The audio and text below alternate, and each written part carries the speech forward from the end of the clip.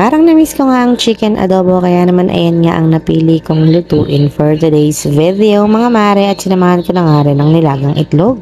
Wala na nga kaming stock na ulam sa ref kaya naman maaga akong gumising para mamili. At ayan nga yung mga napamili ko, merong chicken, bangus na boneless at itong ang pork chop. At binilan ko na nga rin ng pandesal ang mga bata para may merienda sila mamaya. Talaga namang struggle is real sa araw-araw mga mare sa pag-iisip ng uulamin. Diyos mio. Mga 1 month na nga akong di nakakapagluto ng chicken adobo kaya naman ito na nga lang ang naisipan kong lutuin ngayon. At bago nga ako magsimulang magluto ay hinanda ko muna itong mga sangkap na gagamitin ko. Meron nga ako ditong luya, bawang at sibuyas. At dahil sinisipo nga akong magluto ngayon ay gigisahin ko nga itong aking adobo.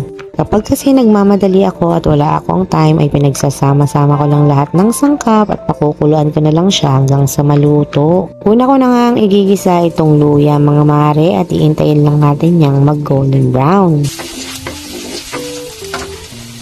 At isusunod ko na nga itong bawang at sibuyas. Pinagsabay ko na nga mga mare. Ganun din naman yun. Maluluto din yan, diba?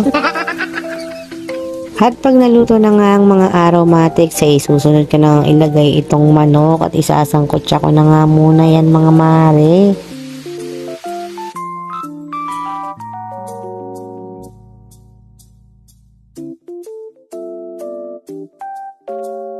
At pag nasangkotsa na nga ang mga manok ay susunod naman nating lagyan ng mga pampalasa. Syempre hindi mawawala itong ginisa mix na palagi kong ginagamit.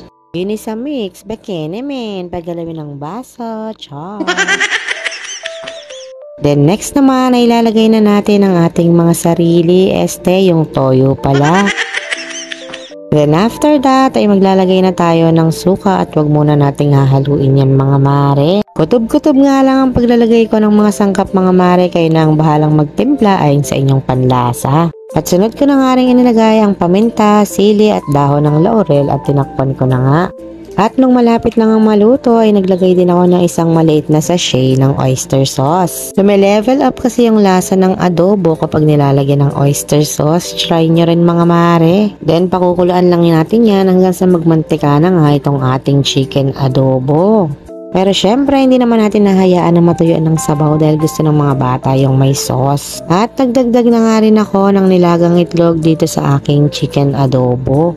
Sayang nga at hindi ako nakabili ng patatas. Masarap din sana kapag merong patatas ito dahil gusto ito ng mga bata. At ayan nga at naluto na ang pambansang ulam na chicken adobo. Kain tayo mga mare!